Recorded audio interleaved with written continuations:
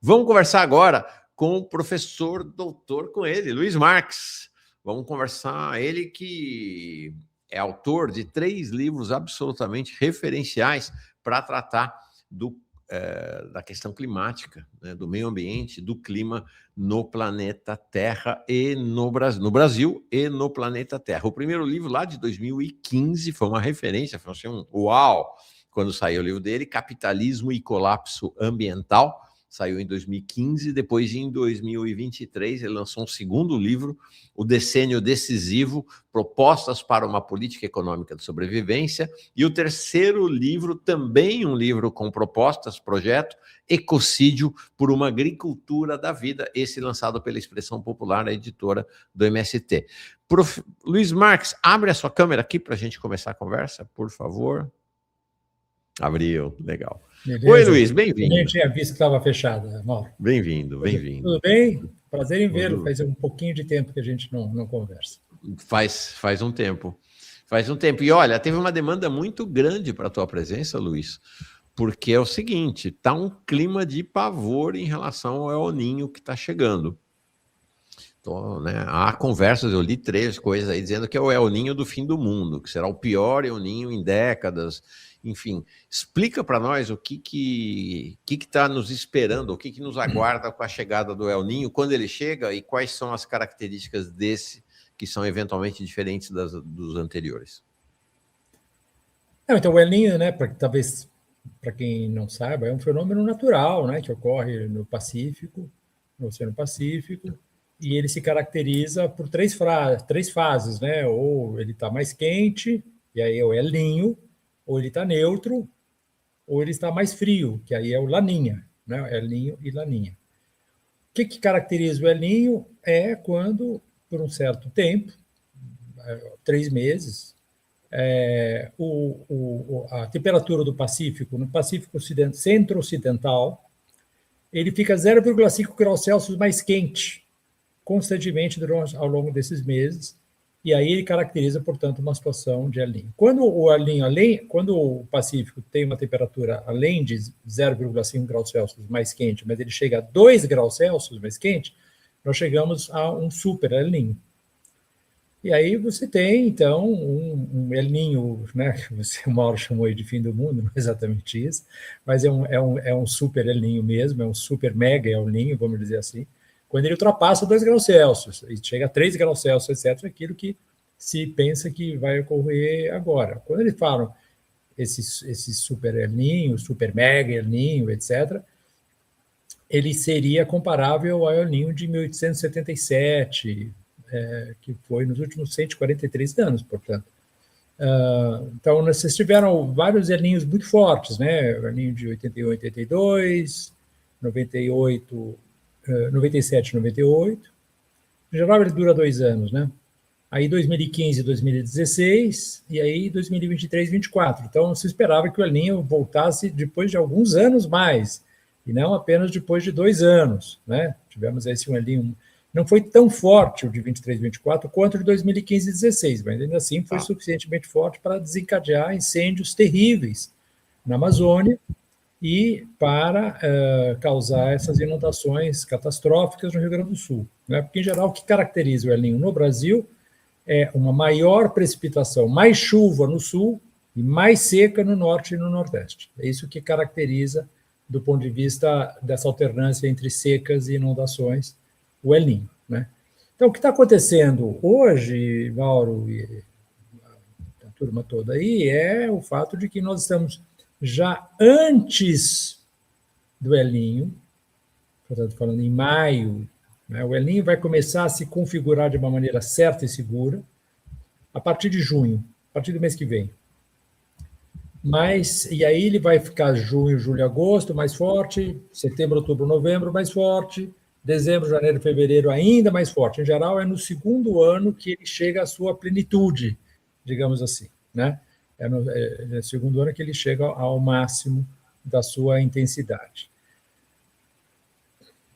Quer dizer, você está falando da possibilidade do maior El Niño desde 1873. É 3, não 7, né? Eu estava lembrando que era 7, mas pode ser que seja 73. Então, É isso, mas quer dizer, não é uma certeza ainda absoluta, né? Esse tipo de fenômeno você só percebe quando está nele já, mas Não, você tem razão, é 1877, tá? 77 mesmo, exatamente. E é isso, né? Então a gente já está numa situação muito precária, porque nós já estamos numa temperatura de 1,5 graus Celsius. Então, veja, a questão é que a mensuração da intensidade do El Niño se dá em função de uma temperatura de base. Uhum. Ora, essa temperatura de base já está maior, 1,5 graus Celsius, na média global. Portanto, quando você fala um El Niño que é 2 graus Celsius acima da média, essa média já subiu, então ele fica ainda mais forte. Então, é isso que é importante a gente entender. Não é que é uma referência fixa para sempre. É uma referência que vai aumentando a cada 30 anos. Esse é o período de base da climatologia, né? Calculam 30 anos porque existe uma variação natural do clima e, portanto, eles pegam uma tendência de 30 anos para caracterizar efetivamente uma tendência, exatamente, né? Então é isso, nós estamos num El Niño que, mesmo que não seja tão forte quanto os El Niños anteriores, ele já parte de um patamar mais elevado em termos de temperatura, né? Isso causa, portanto, maiores impactos. Agora, é isso. Isso começa quando? Então, vamos dizer, desde o começo do ano já se percebia, porque essa onda de calor vem lá do fundo do Oceano Pacífico e vai subindo. Até ela chegar na superfície, existe um momento de prenúncio do El Niño, que você está caracterizando uma alteração na temperatura dentro do oceano ainda. Quando ele entra em contato com a atmosfera, aí que ele se configura para nós como um fenômeno com para nós aqui no Brasil, né? Para nós no mundo, né? Mas mundo. No Brasil especificamente, que é o que estamos falando, mas no mundo em geral. Os Estados Unidos sofre muito fortemente, a Índia sofre, a África forte, a Europa sofre um pouco menos, mas sofre também esses efeitos. É um efeito que pega o mundo todo porque a atmosfera está em circulação constante e, portanto, ela sofre muito, o mundo todo sofre. Mas o Brasil sofre muito fortemente. Tá. E aí, o que eu mostrei para você, eu mandei para você agora há pouco, mas eu queria até falar um pouquinho sobre isso. O que está acontecendo nos incêndios no Brasil antes do El Niño? Tá? Antes do El Niño. Ou seja, o INPE tem um site chamado Terra Brasilis. Eu recomendo muito que vocês consultem frequentemente o Terra Brasilis, que é um dado muito importante. Esse aqui, né? Exatamente, sobre várias questões, entre eles o Terra Brasilis queimadas, né? O Terra Brasilis queimadas. E aí eu vou mostrar para vocês aqui, vou só ler aqui para vocês o que está acontecendo até o dia 27 de maio de 2026, do dia 1º de janeiro ao dia 27 de maio. Todo dia eles renovam, tá? Em termos de focos de incêndios, né?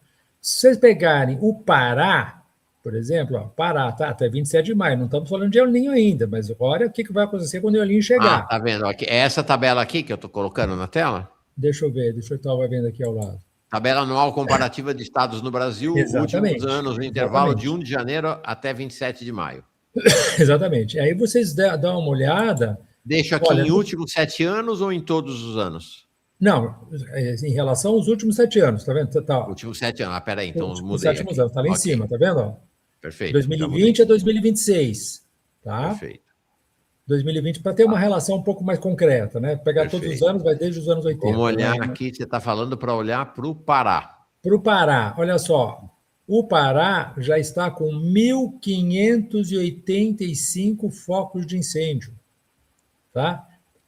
Se vocês olharem os anos anteriores, 25 foi 711, 24, que foi o grande El Niño, 1.232. Quer dizer, antes do El Niño, o Pará já está com 1.585 focos de incêndio. Caceta. Então, você vê, e aí, se vocês pegarem o Tocantins e a Bahia, ou seja, o Mato Piba, né, essa expansão do agronegócio no Cerrado, pega ali a Bahia, olha só, a Bahia está com 1.718. É o maior número de focos de incêndio dessa série histórica de últimos 7 anos. E é o maior número no Brasil todo, né? E o Tocantins também, vejam só o Tocantins embaixo, 1.264 focos de incêndio. Tudo que isso também é o maior antes de do El todos Niño. da série histórica. Repito, antes do El Niño. Então, o que nós estamos vendo? Estamos vendo uma ofensiva violenta do agronegócio. Porque o El Niño cria uma seca muito grande nos estados do norte do Brasil, aí você pega então a Amazônia, Tocantins e o Nordeste, e aí então o incêndio se alastra por uma mistura de clima e crime, né? O clima exacerba o crime. Uhum. Aqui não chegamos ainda na questão do clima. Claro que está havendo um aumento tendencial da temperatura, e, portanto, há uma tendência também à diminuição das chuvas. Mas não é ainda a causa do El Niño. Isso é a causa do agronegócio. O agronegócio que está numa ofensiva violenta em relação à devastação do que resta da cobertura vegetal primária do Brasil, né?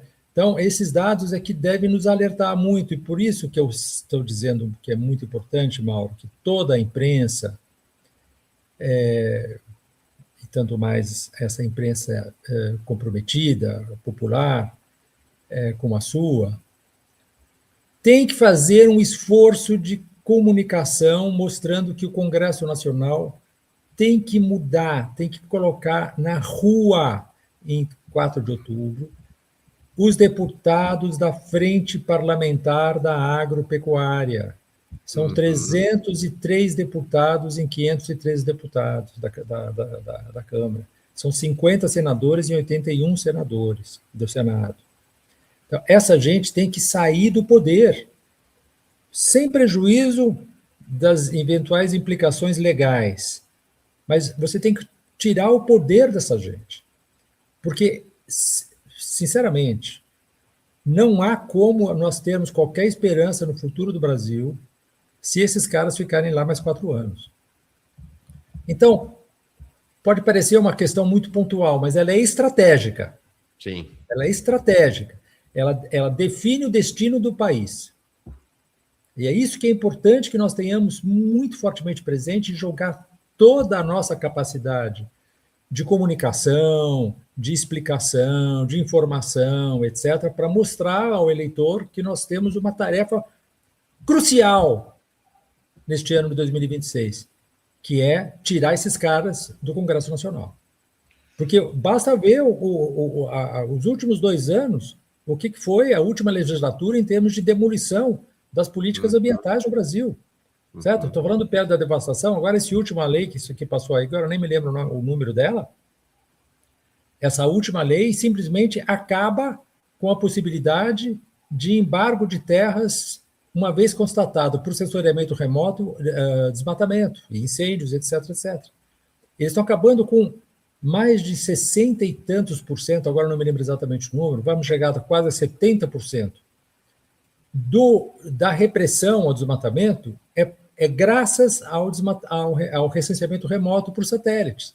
Eles estão querendo simplesmente acabar com a capacidade que o IBAMA tem de embargar terras, uma vez constatado o crime. O satélite é uma testemunha ocular do crime. Entendeu? É uma testemunha ocular do crime. Você está vendo acontecer naquele exato momento. Então, você tem que reagir imediatamente em relação a isso. Por isso que existe também o deter. O deter é uma outra ferramenta do INPE para deter, exatamente, o desmatamento em tempo real.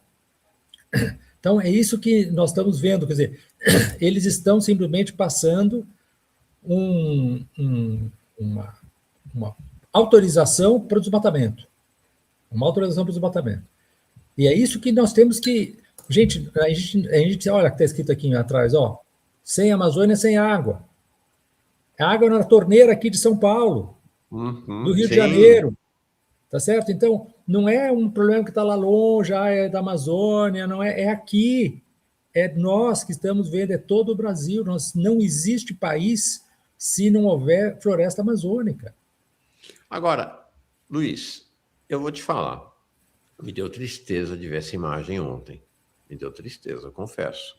Né? O presidente Lula, todo orgulhoso, de estar lá em Manaus, colocando, assentando uma estrada, uma rodovia na Amazônia e anunciando que, e aí eu queria entender a repercussão, que ele vai destravar tanto a BR-319, essa aqui da direita, que liga Manaus a Porto Velho, esse, estão vendo a linha, o vermelhinho? É a estrada que vai ser construída, como a Ferrogrão, que vai transportar soja do Cerrado, né, que está destruindo o Cerrado, para Miritituba. A gente conhece isso aqui porque, por conta da ocupação da Cargill, essa cidade ficou famosa aqui no Manhã Brasil por conta do porto de Miritituba, e aí sair pelas hidrovias, que, por sinal, o governo Lula anunciou ontem que serão privatizadas, tá? Logo depois da eleição, vão privatizar o Tapajós, o Madeira e tal. Foi confirmado pelo ministro dos Portos e Aeroportos, para escoar ali a soja, o gado, o milho, o cacete, mineral, para a Europa, para a China, etc. Qual o impacto dessas duas intervenções na Amazônia, Luiz? Dá para medir já? Olha, a BR-319, como vocês podem ver claramente no mapa, ela atravessa a porção mais conservada da Amazônia, da floresta amazônica. Ai, ai. Se vocês pegarem toda a parte do Pará, Mato Grosso, Rondônia e agora o Acre, ou seja, essa parte leste e sudeste e sul da Amazônia, essa região é o famoso arco do desmatamento. Então, dados, por exemplo, já publicados pela Luciana Gatti, etc., mostra 34% da floresta do sudeste da Amazônia já desmatado, 34%, mais de um terço já desapareceu. Já desapareceu, 38% no Nordeste. Então, vocês têm mais de um terço de toda a parte leste, Nordeste, leste e sudeste da Amazônia que já foi para o beleléu, 34%, 38%. Isso é gigantesco. O que sobrou ainda, mais ou menos íntegro, é exatamente essa porção que vai ser atravessada pela BR-319, que já existe, só que ela já é da época da ditadura, mas ela não está asfaltada. E como existe também uma tendência muito forte à degradação dessa estrada, claro, ela está rasgando um ecossistema que não foi feito para ter uma estrada, porra, é óbvio isso. Você não pode pôr uma estrada no meio da floresta amazônica, gente. Isso é de uma estupidez. E para quê? Para quê? Para melhorar os negócios do agronegócio.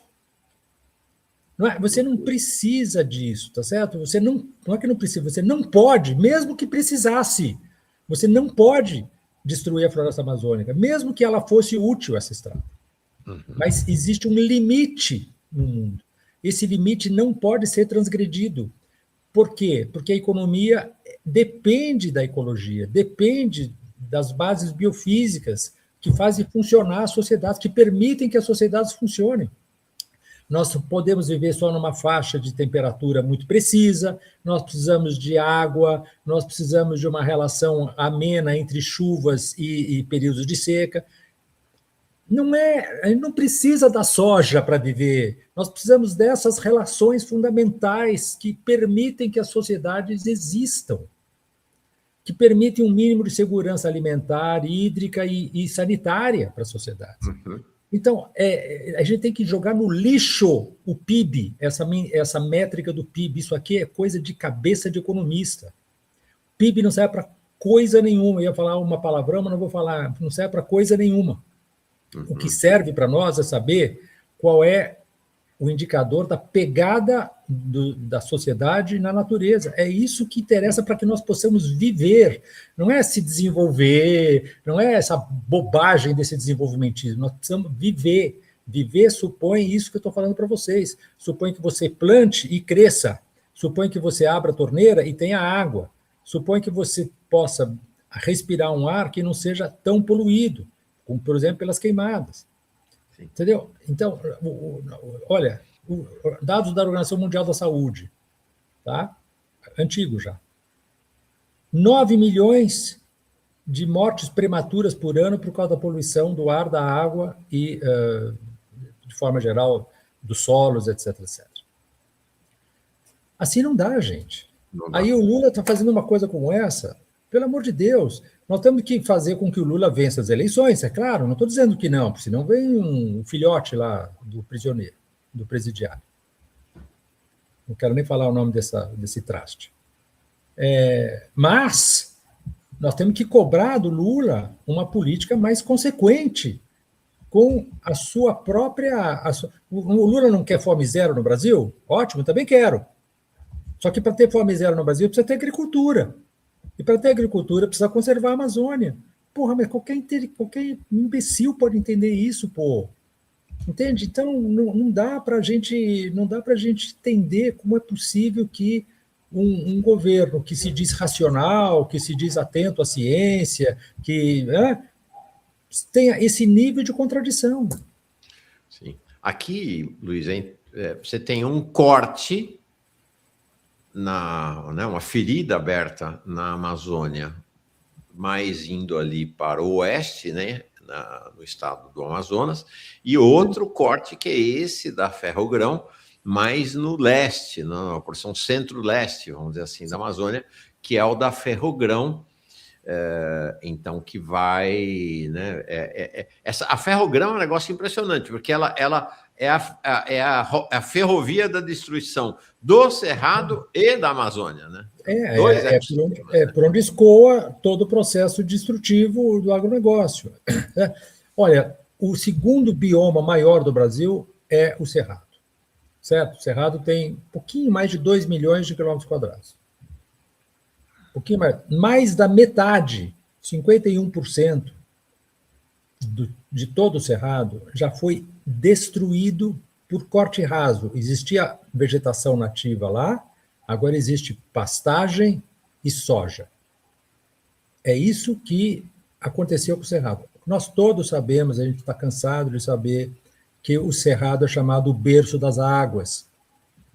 É lá que nascem grande parte das bacias hidrográficas do Brasil, inclusive para que exista o Rio São Francisco, é preciso que o Cerrado continue fluindo as nascentes dele para o Rio São Francisco, inclusive para o Rio Paraná também. Uhum. Certo? Então, é o berço das águas. Falam sempre, das 8 bacias hidrográficas do Brasil, 6 são alimentadas pelo Cerrado. Gente, se vocês destroem aquela vegetação, não tem água.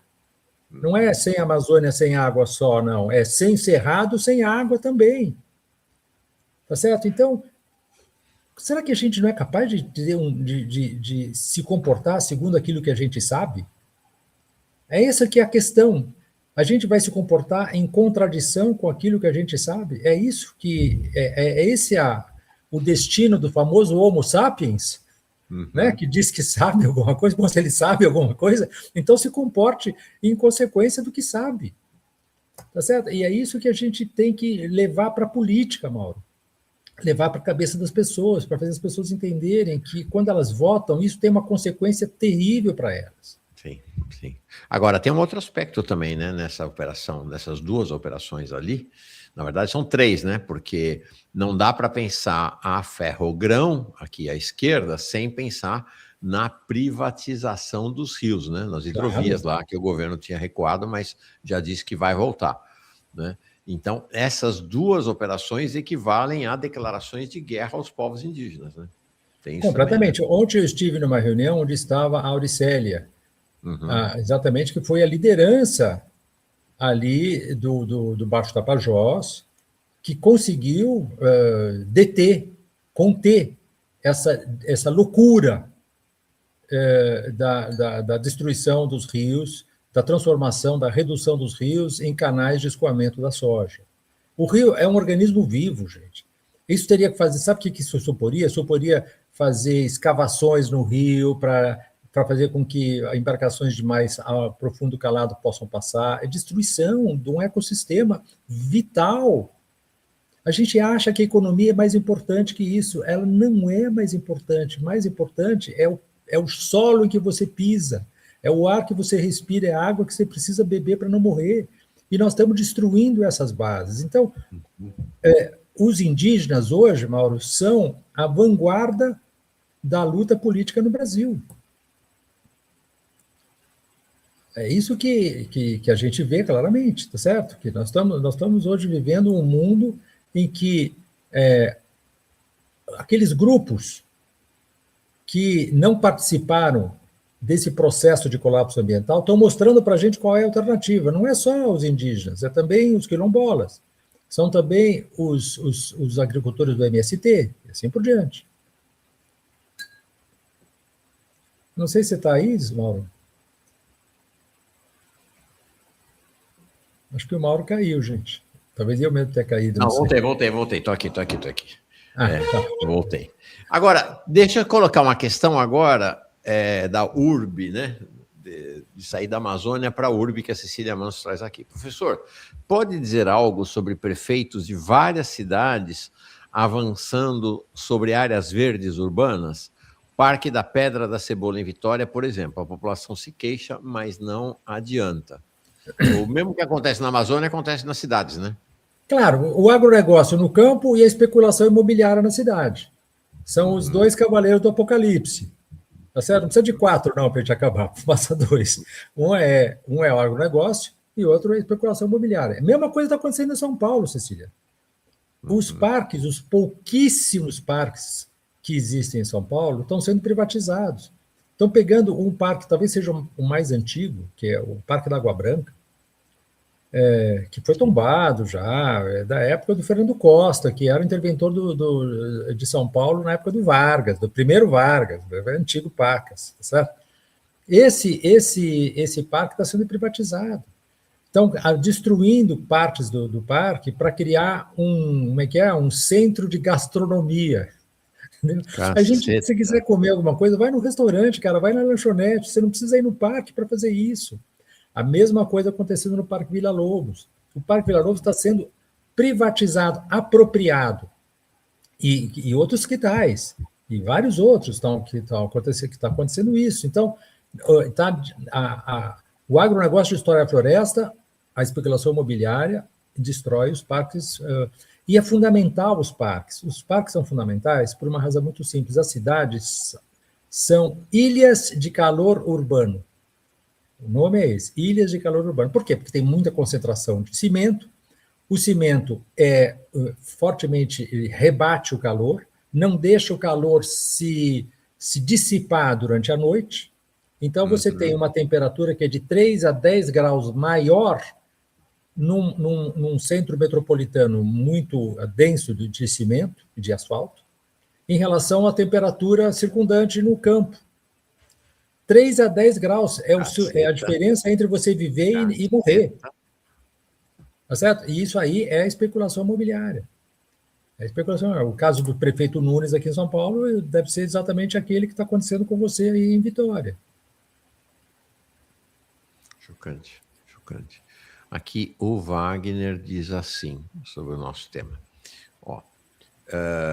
O pior que se vier uma catástrofe, o povo vai atribuir a Deus e não ao capitalismo. Infelizmente, os leigos não vão querer entender a estrutura, vão achar que mereciam a força da natureza. O que fazer? Olha, eu acho que claro, que existe uma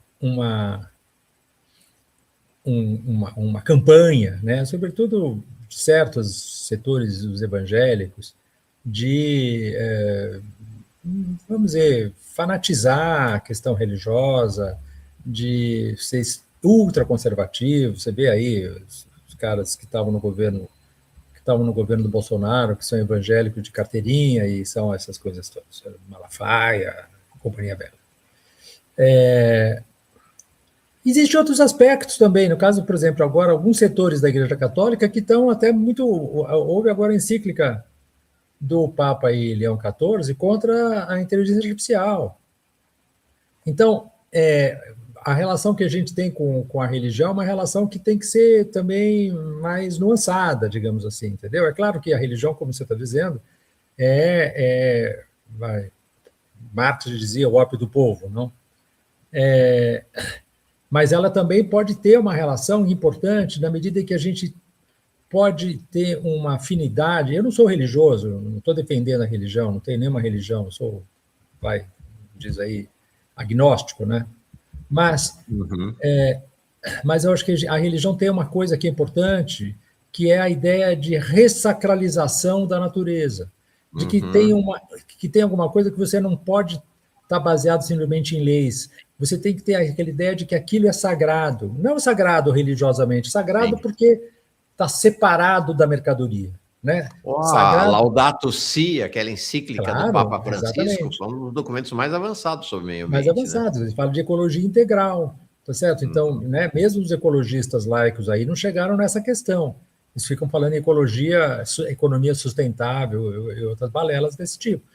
Ecologia integral significa você priorizar, entender que a economia é um subsistema da ecologia. A ecologia é mais importante que a economia. É isso que é a ecologia integral. Então, eu estou de acordo 100% com você que a igreja, e sobretudo os evangélicos, estão desempenhando um papel nocivo, nefasto realmente, em relação à consciência política. Mas tem um outro lado da moeda também que eu acho que a gente pode fortalecer, pode se aliar. Qual? Pois é. Agora, deixa eu te perguntar uma coisa. Nesse deserto de florestas, homens, mulheres e ideias, dá para vislumbrar, dá para olhar algumas políticas interessantes que estão sendo feitas ao redor do mundo? Tem boas iniciativas rolando em outros países ao redor do mundo? Tem, inclusive tem no Brasil também, né, Mauro? Existe hoje movimentos sociais que existem no Brasil hoje, o MST é um deles. O MST está pondo em prática, não é um projeto, está pondo em prática um projeto de reflorestamento no Brasil. 100 milhões de mudas até 2030, já puseram acho que uns 40 mil, pouco mais até 2026, até maio de 2026. Então, isso é um projeto muito importante. Existe, eu acho, o movimento dos negros, muito importante. O movimento das mulheres, muito importante. Greves que estão acontecendo agora na USP, por exemplo, na Unicamp, na Unesp, etc., são muito importantes porque defendem um ensino público de qualidade, defendem que os estudantes... Porque a universidade só existe porque existe estudante, senão não tinha sentido a universidade. Então, você tem que dar... Né? O Estadão, né, é uma piada, tá certo? Mas vamos lá. O Estadão colocou no editorial deles: estudante não faz greve, estudante estuda. Isso aí é editorial do auge da ditadura, né? Porra, tá certo? Agora, vamos falar um pouquinho para o Estadão o seguinte: tá bom, estudante estuda, só que precisa de condições para estudar. Vai olhar o CRUSP. Não tem condições de existência lá, está cheio de moluscos, coisas piores possíveis dentro da comida do restaurante universitário. Sabe o que é isso, Mauro? É o fato da reação da elite em relação às cotas raciais. Entendeu? As cotas socio-raciais fizeram com que a USP mudasse a sua composição socioeconômica. E aí os estudantes que precisam fundamentalmente do CRUSP para viver, precisam daquelas bolsinhas ridículas que eles recebem para poder viver, o pessoal não quer, o pessoal quer que simplesmente a USP seja a USP, Unicamp, etc., sejam para os alunos que são de classe média alta. Entendeu? Agora, não existe universidade sem estudante, gente. É a razão de ser, é formativo, é para você criar uma pessoa com conhecimento atualizado em relação àquilo que se sabe hoje, ciências humanas, etc, etc. Então, se você não dá condições para os estudantes terem mínimo de possibilidade de vida, então para que serve a universidade? Para os professores ficarem lá debatendo entre eles, é isso? É para isso que serve a universidade? Então eu estou fora, cara. Sim. Então tem muita coisa acontecendo, Mauro. O problema é que a gente tem agora um desafio. Eu estou batendo nessa tecla, me desculpe de repetir. É tirar a frente parlamentar da agropecuária. Eu não estou achando que a gente consegue, tá? Tirar. Não vão. Sonhar tem limite. Mas vamos diminuir, pelo menos, essa turma. Vamos mostrar que existe uma reação, que existe vida inteligente no Brasil e mostrar que esses caras... Vamos impor uma derrota, né, a eles. Vamos tirar eles do Congresso? Seria ótimo, né? Aí eu até posso rezar para sei que lá que santo, entendeu? Eu que não sou religioso. mas vamos agir para tirar essa turma de lá, pelo menos para diminuir o peso deles. Sim. Agora aqui a Cecília fala exatamente isso. Não, desculpa, essa outra aqui. Mauro, como é que os caras do agro fazem para ter tanto voto? Seria legal uma live com uma análise sobre como são feitas as campanhas eleitorais. A compra de votos hoje em dia, como é feita. Então, olha, existe um veterano da política no Brasil, um homem de uma energia e de uma sabedoria enorme, que é o Chico Whittaker. Uhum. Tem 93 anos, 94 nonagenário já, né? Uhum. Exatamente, ele é legendário, o Chico, né? Mas ele está liderando um movimento contra a compra de votos. Eu até sugeriria, viu, Mauro, que você o convidasse para falar sobre isso. Legal. Uma live com o Chico Whittaker, que é um cara notável que está trabalhando num grupo que chama o Candeeiro contra a compra de votos. E sabe, sabe, é muito difícil, porque o cara lá no rincão, não sei de onde, no fundão do Brasil, ele tem uma relação com o deputado que é uma relação de dependência, de prestígio, ainda mais ou menos reminiscente ainda da escravidão, do coronelismo, etc., etc., que tem a coisa da Primeira República, está aqui hoje, até hoje. Então, esses caras compram voto, compram não necessariamente que eles tiram o dinheiro do bolso e põem no bolso do eleitor, mas criam aquele clima de festa, de dar uma camiseta, de fazer alguma coisa. E eu já tive até contato com gente que trabalha com isso, que fala uma frase que eu achei interessante. Fala assim, bom, os políticos não dão nada, mas pelo menos esse cara aqui me deu uma camiseta. Sim, então precisa tirar essa mentalidade clientelista do eleitor e mostrar para ele que o voto dele tem uma consequência muito mais estrutural do que ele imagina, né? Agora, é importante também ter em mente a própria estrutura da construção da representação na Câmara dos Deputados e Deputadas. Primeiro, tem uma distorção. Então, claro. Por exemplo, a bancada de São Paulo deveria ser pelo menos 40%, 50% maior para que se conservasse a proporcionalidade. Há um peso desproporcional, por exemplo, do norte e centro-oeste do país, tem muito mais deputados, porque a representação na Câmara é uma representação de proporcionalidade, diferente do Senado, que é 3 por estado. Então, a Câmara deveria ser, mas com as diferentes reformas que foram feitas, há um peso desproporcional dos estados menores, né, do que os estados mais maiores. Dependentes do agronegócio, né? Exatamente. Então, isso é coisa da ditadura, né? Quando a ditadura que criou isso aí, porque a Arena, o partido antigo lá da ditadura, é que estava mais representado nos estados mais economicamente mais atrasados, certo? Só que isso mudou, né? Isso mudou, e agora a gente tem que ter uma proporcionalidade compatível com a distribuição demográfica do país. Uhum. Olha, e tem uma outra questão, né? Que é, de fato, um avanço ideológico da mentalidade agro no país, né? O sertanejo é a porta de entrada desta visão agro da vida, que não é só no campo, tá? Tá nas cidades também. Claro, né? Você vai, por exemplo, quando eu morava em São Paulo, você vai lá na região, você mencionou, né, o Parque da Água Branca, você vai ali na região do Parque da Branca. Gente, o fim de semana ali é um inferno. É tudo shows, bailes, sim, etc. Água. Então você chega lá em São Paulo, na capital, né, de São Paulo, todo mundo com aquele chapéu texano e bota de bico fino. É um negócio impressionante. Não, então tem uma cultura sertaneja que entrou não apenas no campo, na região do agro, mas nas cidades também. Né? Com certeza. Eles fizeram uma campanha muito bem sucedida, milionária, de publicidade que o agro é pop, que o agro é tudo, que o agro carrega o Brasil nas costas. Tudo mentira. Tudo mentira.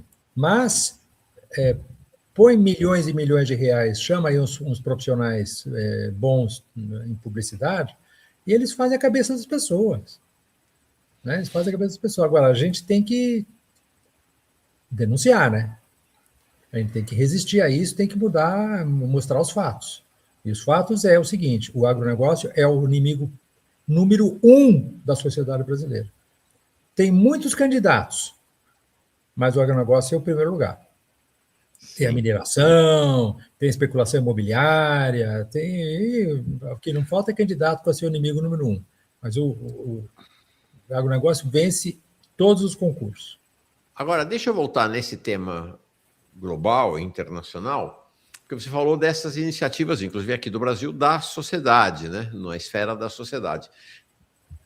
Eu li essa semana um artigo de que a China... um artigo essa semana de que a China está se preparando para desembarcar da dependência do agronegócio brasileiro. Sim. Né? Então, que a China está... A China é uma condição muito diferente da do Brasil, né? A China tem muito menos terra agricultável, né? O que tem de deserto na China é uma barbaridade, mas que eles estão fazendo uma revolução ecológica ali, recuperando o deserto e estão começando a plantar soja, milho, e em condições distintas dessa condição predadora do agro aqui. Você vê na China, e aí estamos falando de governo, né?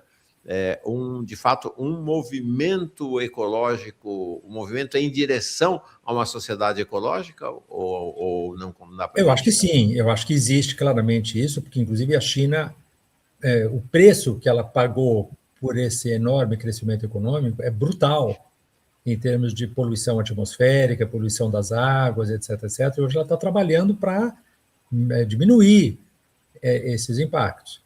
E como ela tem muito recurso e tem muito planejamento, então as políticas lá acabam tendo algum efeito. No começo, a tentativa de reflorestamento foi muito fraca, foi muito mal sucedida. Eles aprenderam, agora as coisas estão avançando muito bem. E o que você falou, Mauro, é muito importante. Eu li também, aliás, um artigo do Ricardo Abramovay, que saiu no jornal O Valor, mostrando, quer dizer, reportando uma projeção de uma consultoria aí, de que a China vai diminuir em 36% as importações de soja do Brasil até 2040. Pois é. 2040 está longe, mas vamos pensar que não vai ser 36% em 2040, vai começar a ser 5% daqui a pouquinho, 10% depois, assim por diante. Então, claramente, a China está procurando, está entendendo que ela não pode depender, inclusive porque ela sabe, como todos nós sabemos, que o agronegócio tem data de validade. Uhum. O agronegócio brasileiro não vai passar, ele vai ser cada vez mais um negócio de alto risco, porque ele está destruindo as bases que permitem que ele funcione. Uhum. Tá certo? Então, o agronegócio está condenado. Está condenado. Tanto que está condenado já, que você vê os níveis de inadimplência do agronegócio brasileiro são gigantescas já. E eles vampirizam o Estado brasileiro, não pagam imposto, tem aquela plano safra, e ainda assim estão indo à falência. Por quê? Porque eles já estão colhendo o fruto que eles plantaram. Então, a China está, assim, existe na China, eu acho, não sei quão intenso, quão dinâmica vai ser essa tendência, mas a tendência existe. Legal. Tá bom, Luiz. Vamos caminhando para o final. Queria te devolver, não sei se tem alguma informação, algum fato, alguma ponderação que você queria fazer antes de encerrar a nossa conversa. Não, eu acho que o que a gente tem que pensar é fortalecer a informação, essa informação qualificada. Tem que trabalhar muito com solidariedade, sabe, Mauro? Porque o que vem por aí, por exemplo, o que aconteceu em 2024 no Rio Grande do Sul, vai acontecer, pode ser que não aconteça amanhã, vai acontecer de novo. A crise hídrica de 2014, 15 no Brasil, em São Paulo, vai acontecer de novo, porque as causas que as provocam estão aumentando. Nós dois estamos com tosse aqui. Pois é, eu estou espirrando aqui, na verdade. Mas é isso aí, meu cara. Acho que o recado está dado e meus parabéns aí mais uma vez pelo seu programa. Um abraço aí a todo mundo. Muito importante te ouvir.